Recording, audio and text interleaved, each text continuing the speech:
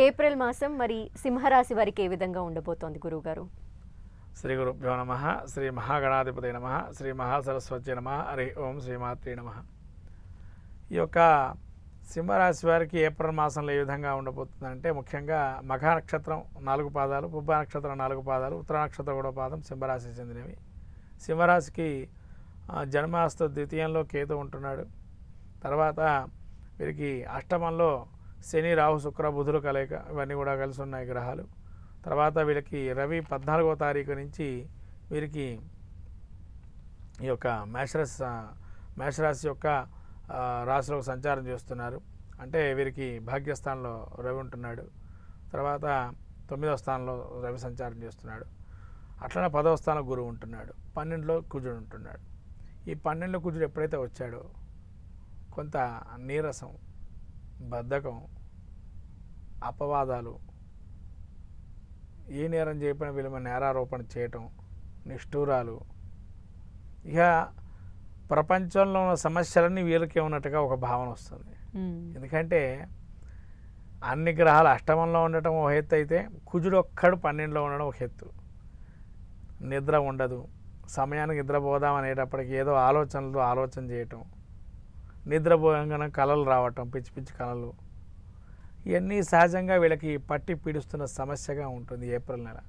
ఎందుకంటే ఒక మనిషికి ఎప్పుడైనా ఒక మంచి చేయాలనే భావంలో ఉంటారు, లేదా మన మాట వినకపోతే కూడా మనం ఎప్పుడు ఇంతేనా అనే ఒక భావంలో ఉంటారు. అవి వీళ్ళకి ఈ మాసం రుచిస్తుంది బాగా. ఎందుకంటే ఎప్పుడైతే వీరికి కుజుడు 12లోకి వచ్చాడో, ఇక రకరకాలైన వ్యాధులు రావచ్చు, రకరకాలైనటువంటి ఇబ్బందులు, దుర్వార్తలు, అంటే క్లోజ్ ఫ్రెండ్స్ కావచ్చు, క్లోజ్ సర్కిల్లో ఏదైనా ఇబ్బందులు కలగవచ్చు. అవన్నీ కూడా వీళ్ళు ఏంటి నాకేనా ఇవన్నీ కలుగుతున్నాయి అని ఒక భావంలోకి వెళ్ళిపోతారు, డిప్రెషన్ మోడ్లోకి వెళ్తారు. కానీ ఆ డిప్రెషన్ మోడ్ కొంతకాలమే, అన్ని కాలాలు అలానే ఉండదు. కుజుడు మారుతుండగా వీళ్ళు కూడా మారుతూ ఉంటారు. ఒక కుజుడు మిమ్మల్ని ఆ వైబ్రేషన్స్కి తీసుకెళ్తాడు, నెగిటివ్ వైబ్రేషన్స్కి తీసుకెళ్తాడు. కాబట్టి సమస్య అనేది తాత్కాలికమే, పర్మనెంట్గా ఏ సమస్య ఉండదు.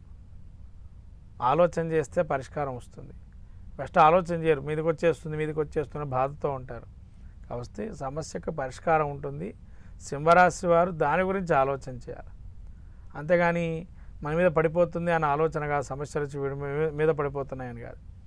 ఎట్లా పరిష్కారం చేయాలి అదొకటి. ఆరోగ్య సమస్య అంటారా, అది మీ చేతుల్లోనే ఉంటుంది. ఆరోగ్యాన్ని కంట్రోల్ చేసుకోవాలంటే డాక్టర్ దగ్గరికి వెళ్తే ఆయన చెప్తారు. తదనుగుణంగా అన్ని వైద్యంతో పాటు మీరు చేసుకోవాల్సిన విషయాలు, వ్యాయామం కావచ్చు, అవన్నీ కూడా చేసుకోవడం. ద్వితీయంలో కేతు ఉన్నాడు.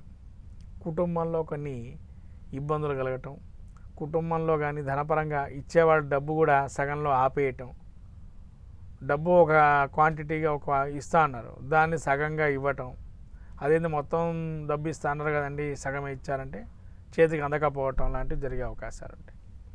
తర్వాత అలానే వీరికి ఈ యొక్క అష్టమంలో శని ఉండటం వల్ల ఈ కష్టాలనే మాకే సంప్రాప్యం, ఇందాక అని చెప్పా కదా, కష్టాలు మాకే వచ్చాయి, ఇక ప్రపంచంలో ఎవరికి ఇన్ని కష్టాలు లేవు అని ఒక భావంలో ఉంటారు.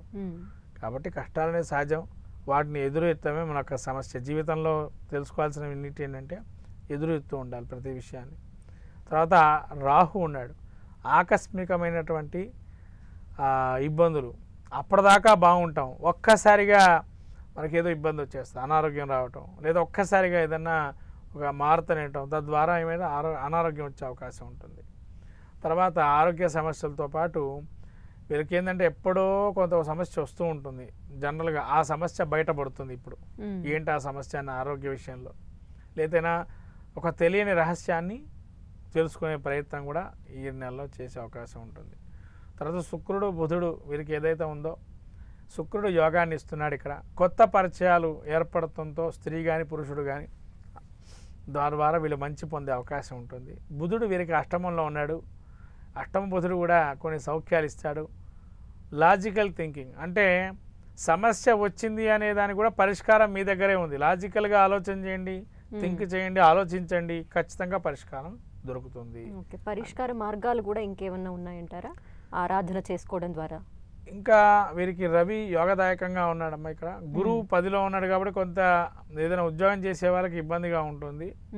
ఇక ఆదాయ వనరులకు వస్తే కనుక కొంత ఇబ్బందిగానే ఉంటుంది. కాబట్టి ఇలా ఆదాయాన్ని పెంచుకోవటం సహజంగా ఇన్ని ఇబ్బందులు ఉన్నాయి. కాబట్టి దీనికి పరిష్కారం ఏంటి అంటే దత్త చరిత్ర పారాయణం చేసుకోవటం సమస్యకి పరిష్కారం. ఎందుకంటే దత్తాత్రేయుల వారు బ్రహ్మ విష్ణు మహేశ్వర స్వరూపం. ఇలా దత్తాత్రేయ స్వామి ఆరాధన చేయటం, కార్తవీర్యార్జునుడి శ్లోకాన్ని తదేకంగా చదువుకోవటం, తదేకంగా ఆ శ్లోకం చేసుకుంటూ ఆ పారాయణం చేసుకుంటూ ఉంటే కనుక తెల్లవారుజామున సమస్య పరిష్కారం సులువుగా దొరుకుతుంది. ఓకే గురుగారు. గ్రహాలతో సంబంధం లేకుండా ఈ సంవత్సరం అంతా కూడా కార్తవీర్యార్జున జపం చేయటం వల్ల సింహరాశి వారికి మంచిది, చాలా మంచిది. ఓకే.